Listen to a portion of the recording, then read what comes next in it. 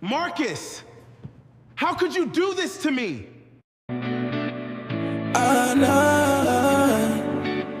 I wanna be with you.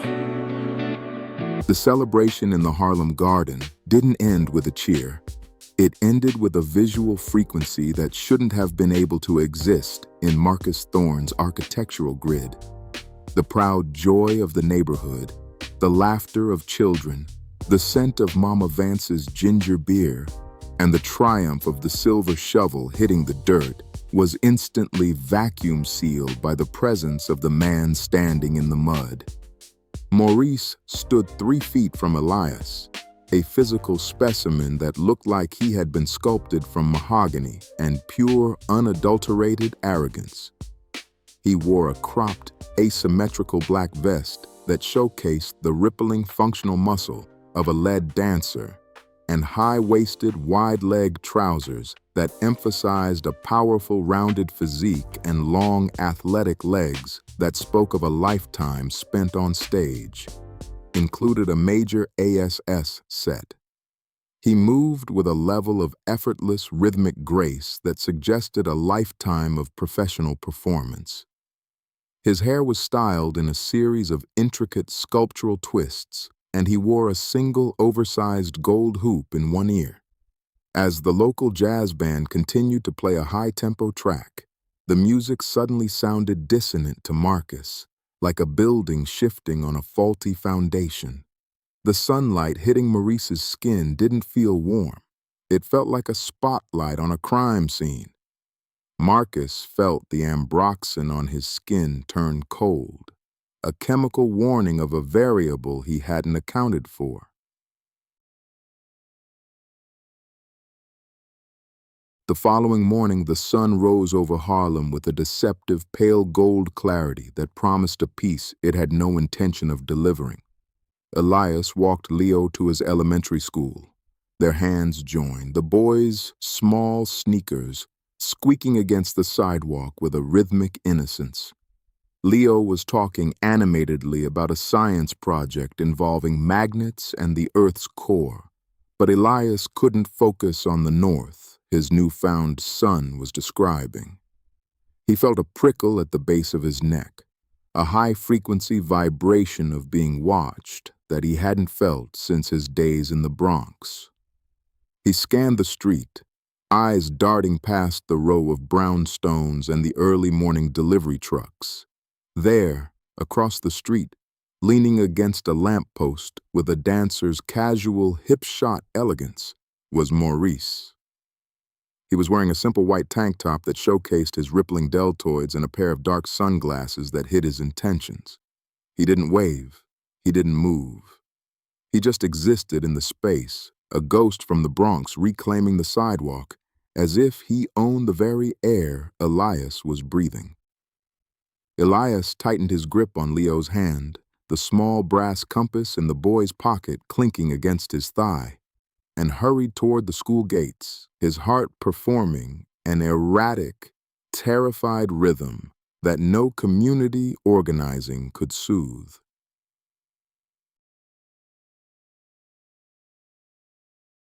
Marcus Thorne took the A train uptown that afternoon, a rare departure from his usual black SUV.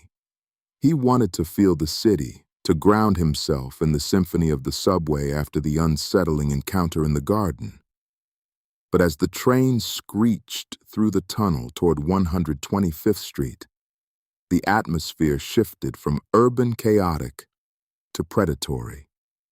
He looked across the crowded car, and his breath caught. Maurice was standing by the opposite door, ignoring the violent swaying of the train with a dancer's perfect anchored balance. He was wearing a mesh top under an unbuttoned denim shirt, his rippling torso catching the flickering fluorescent light. He wasn't looking at Marcus. He was staring at his own reflection in the dark glass of the tunnel, but his body was angled perfectly toward the architect. Every time the train banked, Maurice's movement was intentional, rhythmic, a silent choreography of intimidation. He followed Marcus off at the station, staying exactly 20 paces behind, His footsteps echoed Marcus's own with a haunting precision, the sound of a countdown. Maurice didn't speak. He simply colonized the space, letting Marcus know that the architect was being shadowed by a specimen who knew the rhythm of the streets better than Marcus knew his own blueprints. Despite the mounting paranoia, Marcus returned to the office, seeking the order of his glass box. But even there, the perimeter was breached. Maurice appeared at the corporate office of Thorne and Associates an hour later. He didn't ask for an appointment. He walked straight past the receptionist, who was too mesmerized by his physical presence and the stylish curve of his silhouette to stop him, and leaned against the frame of Marcus's obsidian oak desk. The scent of his heavy, spicy musk immediately colonized the room, fighting the sterile, metallic ambroxan Marcus wore. Maurice looked even more impressive in a cropped olive-green silk shirt that showcased his rippling back muscles and high-fashion, wide-leg trousers. "You have a nice view, Thorne," Maurice purred, his eyes scanning the blueprints for the Midtown Tower with a look of bored superiority. "A bit cold, though. Don't you find it hard to breathe up here? In the Bronx, we like to keep the windows open. I'm here to talk about the performance wing at the center. I think I'm the only one who can really teach those kids how to move with soul. Elias knows my value. Ask him about our tours. Ask him how he used to wait for me in the wings while I was giving the world everything he thought was only for him." The next day, Maurice showed up at the Equinox gym where Marcus performed his morning lifting routine. While Marcus was engaged in a heavy set of deadlifts, a display of rigid, calculated, and solitary strength, Maurice was in the center of the floor performing a series of high-intensity, rhythmic dancers' calisthenics. He was a physical specimen in motion, his powerful quads, rippling torso, and rounded behind drawing a crowd of onlookers. He was a display of physical dominance that Marcus, with his corporate armor and straight lines, couldn't emulate. Maurice didn't speak to Marcus. He simply watched him through the gym's floor-to-ceiling mirrors, a slow, knowing smirk on his mahogany face every time Marcus glanced his way. It was a physical recalibration of the space, a silent declaration that the architect was an amateur in the world of the body. Maurice finished his set with a flawless, slow-motion backflip, landing silently in the center of Marcus's peripheral vision, his mahogany skin slick with a sweat that smelled of cinnamon and defiance. Marcus felt a structural crack in his confidence that had nothing to do with his bullet wound.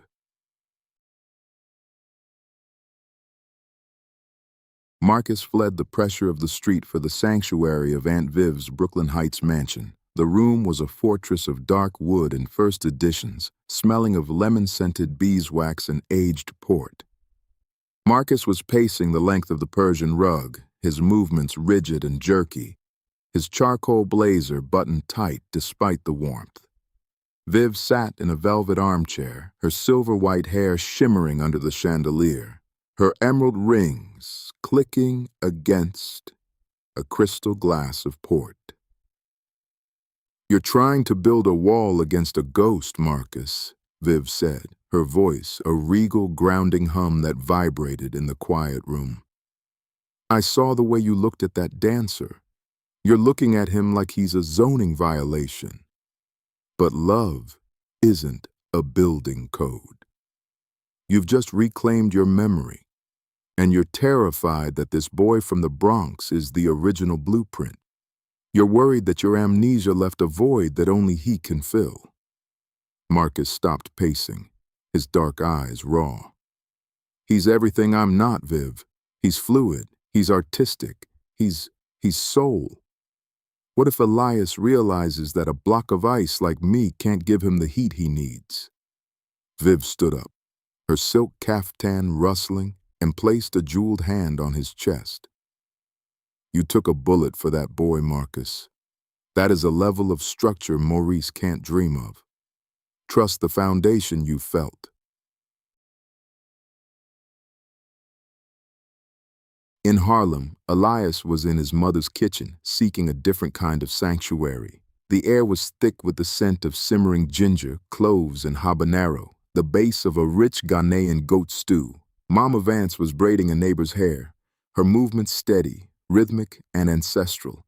Elias was leaning against the granite counter, picking at a piece of fried plantain, his locks brushing against the stone. "He was always a parasite, Elias," Mama Vance said, not looking up from the braids. "Maurice didn't love you. He loved the way you made him feel like a king. He loved the way you organized his life for 3 years, so he didn't have to grow up. It ended the only way it could have, with him looking for a new source of energy." Elias sighed, the sound heavy with the memory of the breakup. "It was the tour, Mama. 3 years of my life, gone while he was in Paris with Andre. He told me I was too much to deal with between performances, and that Andre understood the rhythm of his life better than I ever could. He gaslit me until I didn't know which way north was." Mama Vance stopped braiding and looked him in the eye. "Marcus Thorne isn't tired of you. He's in awe of you. Don't let a weed make you feel small in the house Marcus built."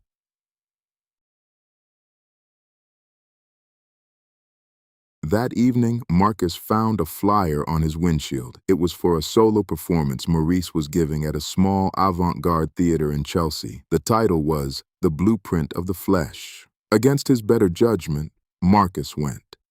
He sat in the 3rd row, his navy suit feeling like a straitjacket. The theater was dark, smelling of stage fog, expensive perfume, and old velvet. Maurice appeared under a single sharp white spotlight, nearly naked in black trunks. He didn't dance to music. He danced to the sound of a low, sustained bass note that vibrated the floorboards and Marcus's very bones. It was a masterclass in physical seduction.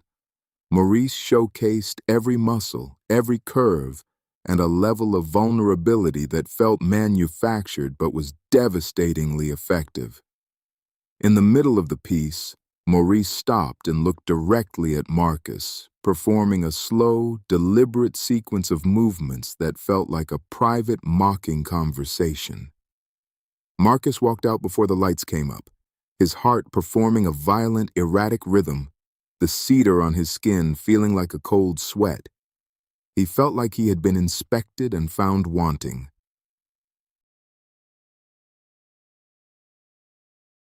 Marcus spent the following day wandering the Harlem site.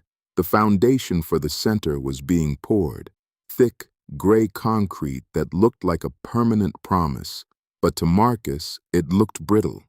He looked at the neighborhood teenagers hauling timber and felt a phantom limb sensation where his confidence used to be. He found Mrs. Higgins sitting by the fence with her pink umbrella. "You look like you're calculating the wind shear, Mr. Thorne," she said, her silver hair peeking out from under a hand-knit beanie. "I'm worried the soil isn't as clean as we thought, Mrs. Higgins," Marcus admitted, his eyes fixed on the mud.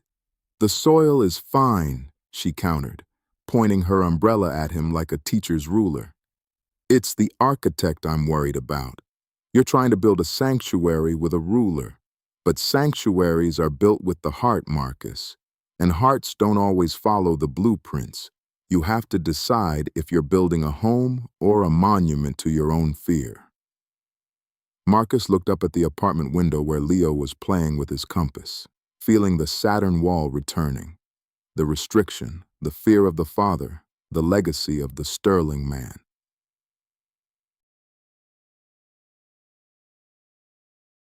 That night, Marcus and Elias shared a clawfoot tub in their new apartment.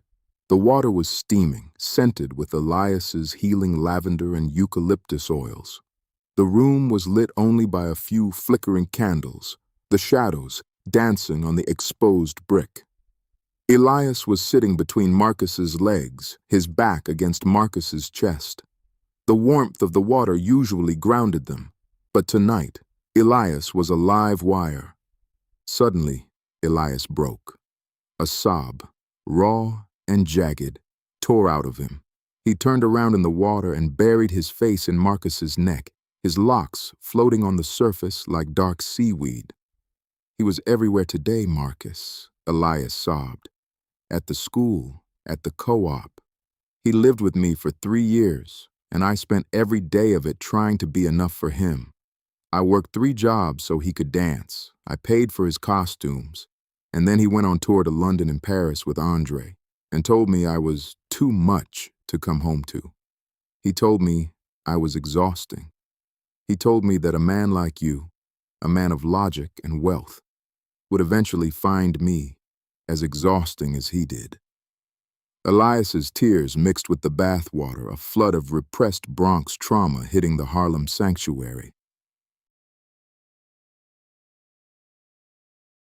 Marcus held Elias tighter, the hot water splashing over the sides of the tub and onto the wooden floor. He felt a rage so pure, it felt like a new element in his blood. He kissed the top of Elias's head, breathing in the rosemary oil and the scent of the man's vulnerability. "He's a liar, Elias," Marcus whispered, his voice a low, vibrating rumble of steel. "He's a parasite who tries to dim your light because he doesn't have a spark of his own. He uses his body because he doesn't have a heart. You aren't too much. You are exactly the amount of soul this world needs to keep from freezing over. I took a bullet for this life. I would take 1,000 more. Maurice is a ghost of a version of you that doesn't exist anymore. I am the rock. Do you hear me? I am the rock." Elias looked up, his warm brown eyes swimming in tears and steam, searching Marcus's face for any hint of the exhaustion Maurice had promised. He found only the rigid, terrifyingly beautiful loyalty of the architect. Marcus kissed Elias so strongly and deeply, the water splashed with the force of a hurricane. Elias grabbed the nearby coconut oil and rubbed it on his submerged hole, and sat himself down on Marcus's rock-hard manhood with full force. He rose and fell on Marcus's dick like a tidal wave, tears streaming down his face at how good his lover felt inside him. Elias wanted Marcus's seed. He squeezed his muscle tight around Marcus's 9 inches of meat. Marcus could not hold back any longer. Marcus exploded deep inside him, filling his hole with his hot seed. Next, Elias came with full force, holding on to Marcus for dear life as his body heaved in sweet ecstasy.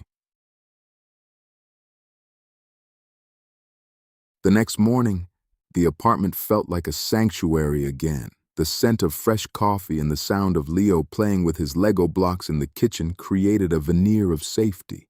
Marcus wore a crisp white dress shirt, the sleeves rolled up, revealing the bandage on his shoulder, a reminder of the war he had won. "I have to authorize the final steel delivery at the site," Marcus said, kissing Elias on the cheek. He felt a sense of resolve. He had spoken to Sloan. The restraining order against Maurice was being drafted. The ghost was being exorcised. Elias smiled, his loud joy flickering back to life. "I'm going to make the cornbread, the special kind with the honey and the sea salt that Mama taught me. We're going to celebrate the first week of the rise." As Marcus walked out the door, he felt the foundation settling. He didn't see the shadow moving in the hallway. Elias spent the afternoon in a state of flow. He sang along to an old Nina Simone record while he measured out the cornmeal. He felt the weight of the bath of tears lifting, replaced by the solidity of Marcus's promise, and remembered the sweet love they shared. He wanted more tonight. He left for 45 minutes to go to the specialized spice shop 3 blocks away, needing the specific sea salt crystals that made his cornbread legendary. He didn't notice the dark green pickup truck gone, replaced by a visual silence. He didn't notice that the ceramic planter by the door had been moved slightly. He was an organizer focusing on the celebration, oblivious to the fact that his history was currently stepping over his threshold. Maurice didn't use a key. He had used the emergency key hidden in the planter, a structural flaw in Elias's own history that Maurice had exploited for years in the Bronx. He entered the sanctuary with the stealth of a lead dancer.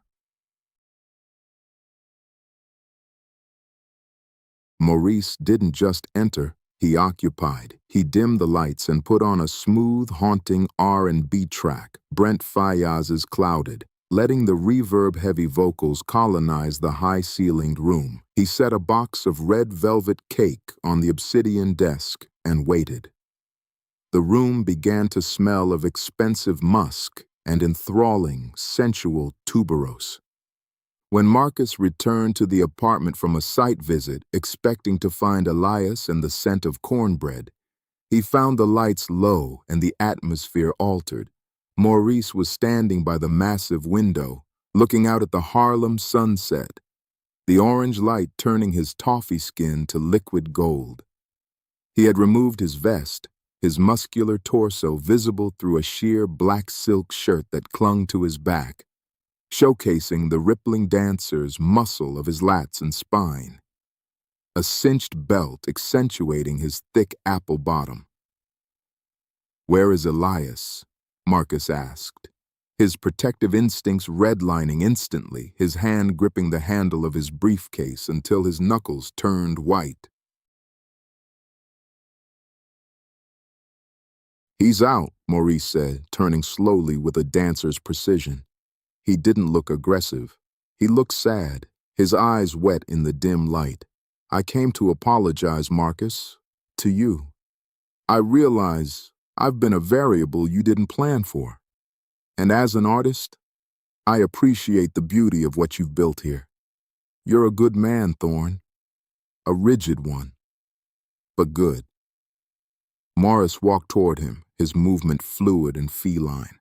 "But I think you and I both know that this sanctuary is just a cage with better lighting. You don't belong in Harlem any more than I belong in a boardroom. We're both just playing parts in Elias's latest community project. He lied to you, Marcus. Not because he's bad, but because he's ashamed. He wasn't the victim in the Bronx. He was the one who left me when I was at my lowest, when I lost my lead role. He organizes people's lives until they fit his narrative. He's doing it to you right now."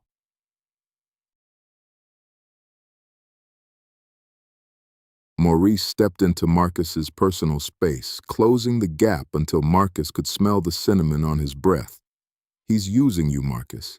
He needed a father for Julian's son.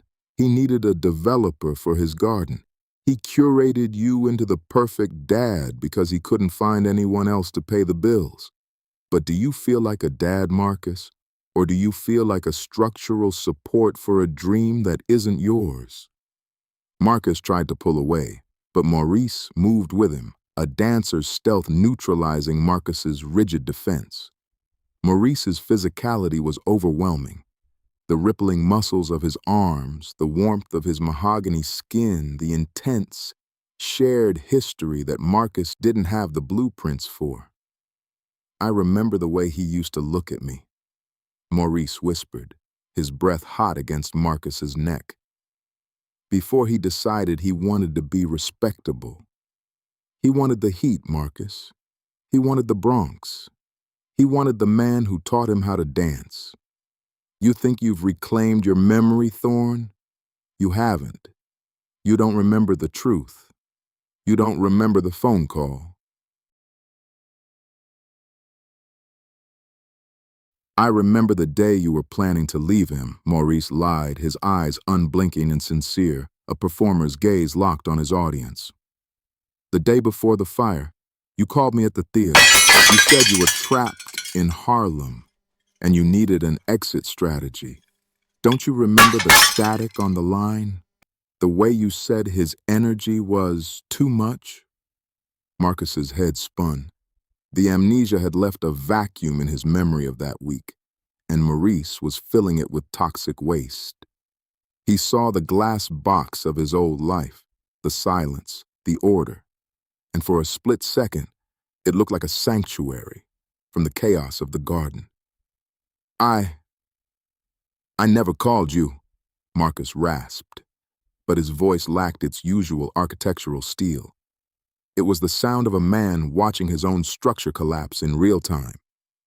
Maurice sensed the final collapse of Marcus's defense. He saw the moment the architect's eyes went vacant, the moment the logic failed. Maurice didn't use his hands. He used his entire body, pressing Marcus back against the edge of the obsidian oak desk. The wood groaned under the weight of the two men. Maurice lunged forward. It wasn't an invitation, it was a physical takeover. He captured Marcus's mouth in a kiss that was violent, tactical, and saturated with the taste of red velvet and musk. He used his dancer's strength to pin Marcus's arms to his sides, his powerful legs locking Marcus into place. Marcus was paralyzed by the sheer physical confusion of the moment, his hands hovering mid-air, his mind a kaleidoscopic blur of hospital lights, burning timber, and Maurice's mahogany skin. The Brent Faiyaz track reached a crescendo, the smooth, reverb-drenched vocals filling the vacuum of the room. The scent of cinnamon and musk drowned out the rosemary. The Harlem joy was gone, replaced by a dark, heavy heat that felt like a return to the sterling rigidity Marcus had fled.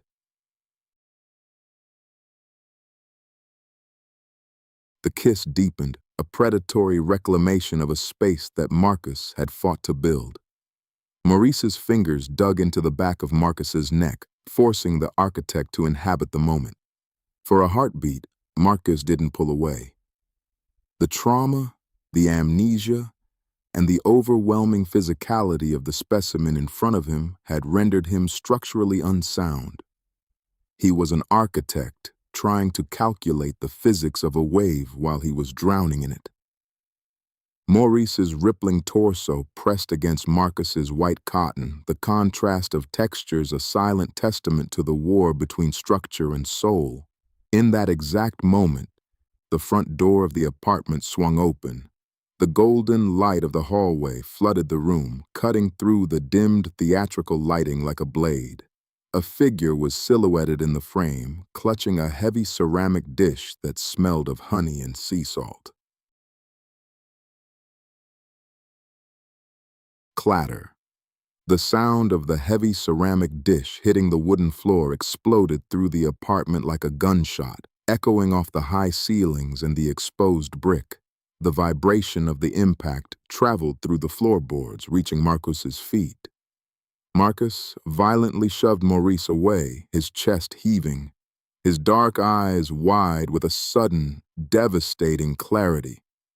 He looked at the doorway, his high cheekbones catching the last rays of the setting sun. Elias stood there. He was wearing his new mustard-yellow linen shirt, his locks frozen in the air.